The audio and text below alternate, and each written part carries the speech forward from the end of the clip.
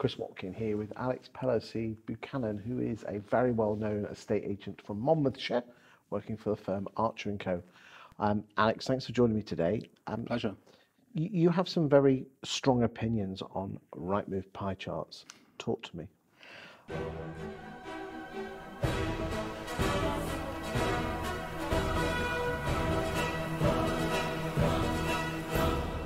I think that Rightmove Pie Charts. I used to work for an agent where we were very much the market leader. We sold the most houses in the area, and that used to be the lead in with my pitch. That was very much what I was used to doing. It was go out, tell them you're number one, quote the fee, and get the listing.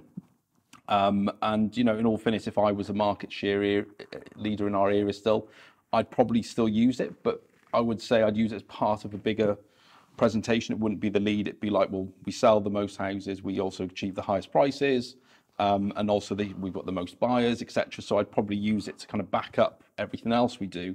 But I think that obviously for a lot of agents that do have that market share, because we haven't got that market share, and personally, we don't really want the market share. Because I think when you've got that volume and market share, that what's going on behind the scenes with those agents is often, they're running around like headless chickens, and often they want to try and hold on to that market share. Now, I would argue that if there's an agent who's got maybe a 10 or 20% lead on their competitor, they should be the agents going out and saying our fees are 2% because we sell the most. But in a lot of times, you'll find that the market leader are the ones who are doing the 1,500 quid set fee, or they're doing low fees, which of course, if you were to look at their pipelines in the background, they might sell double the next nearest agent, but they might be earning 3 times as less. But they've got to have double the amount of staff to manage the calls. And I think that, so from the client's perspective, I think that an agent going out and saying, we sell the most or we list the most, it's only part of the picture. Where's the stories behind it? Where's it's all well and good saying this is what I did for these other X amount of people, but if I was a client, I want to know that's all well and good, but what are you going to do for me? How does that benefit me? And I think often that isn't kind of led, and I think that's where kind of case stories are a lot more powerful. I think if you've got a specific property that's very similar to theirs, using that case study, say, here's a home like yours I sold, and this is what we achieved. And I think a client will warm more to that than they will just a pie chart that they don't understand. The agent's going on about how great it is, but they're thinking, well, I don't understand what any of this means. And I think that, and within that Rightmove data, even though there is data about how available stock, how many price reductions they have, there's probably one important factor that's missing in there for me personally, which is what percentage of asking price do they achieve? Because I bet you in these towns, a lot of the agents that are achieving the highest percentage of market price may be also achieving the lowest prices. So actually the client's been shortchanged. They think this agent's going to be the best agent, but actually they could be the one that's actually going to get them less money. And I think that, if anyone had an option, I'm sure if you had a choice between achieving the highest price or selling quickly, I'm sure I'd like to think that you'd opt for the agent that's going to achieve you the highest price.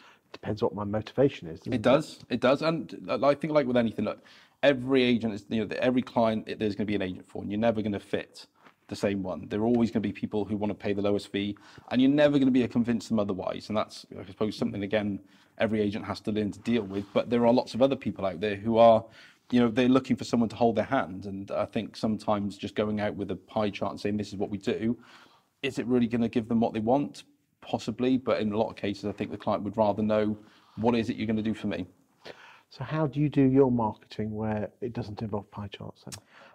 I think for me, when I go out, I don't take pie charts with me. I sometimes bring it up and say, look, you may have met with some other agents who might have shown you some pie charts telling you how they sell houses, the most houses. But I'd like to spend a bit of time telling you about how I sell houses for the most. How does that sound to you?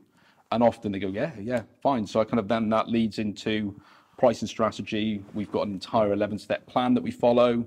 So we go a little bit deeper into that. So I like to think that when I've left that appointment, they think, well, that was different. We've had 4 agents or even 2, however many, and that was very different to what all the other agents, because when we talked about, you can have agents that are all the same, they're pretty much the same, they're a commodity. You want to be that kind of that golden cow that kind of stands out from everybody else, and they think, well, that was different, and that might be the difference to the reason they pay you a higher fee than what they do to another agent. So I think, again, you don't want to line yourself with the other agents with 3 of them. And I've been there. I've seen the packs left out. You know, a client once showed me. They said, oh, this is what the others left when you came up to the evaluations. And they were all the same. They all had Rightmove pie charts, and the data had been manipulated. You can see they changed the pricing brackets and postcodes and to make it seem like, and you had 2 agents both claiming to have sold the most houses. So you imagine from a client's perspective going, well, hang on a minute, he says he's number 1 and she says she's number 1. Who really is number 1? And I think that's where... And does it really matter?